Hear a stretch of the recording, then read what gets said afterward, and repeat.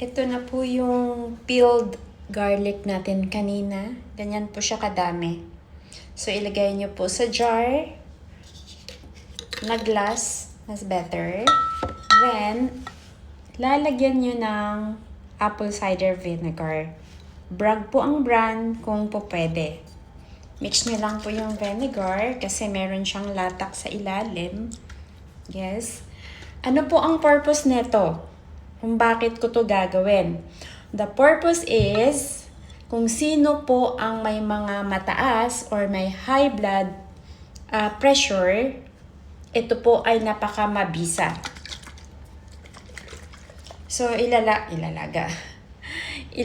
nyo lang po ang apple cider vinegar.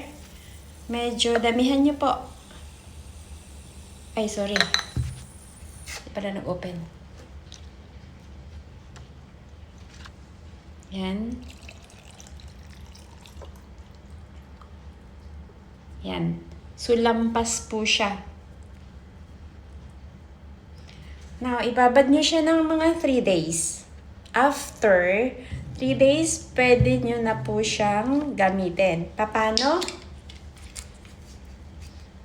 Pwede nyo siyang isabay sa pagkain nyo kung hindi nyo kaya ang anghang ng bawang dahil napaka-effective po ito.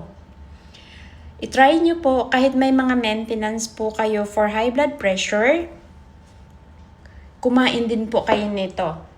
So, i-preserve nyo lang siya, close nyo lang po.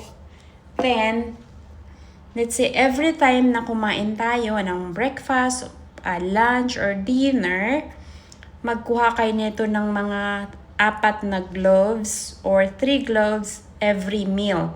Sa bagay, maliliit ang gloves na ginamit ko kasi organic siya. The better po siya ang organic. So, sana po ito ay nakakatulong. Kunting kaalaman para sa kalusugan. Kailangan po nating ingatan ang ating sarili. Mahirap po magkasakit. So, ang gagawin nyo po kung po pwede, gayahin nyo, sabihin nyo sa mga kaibigan nyo, sa friends, families nyo na merong hypertension.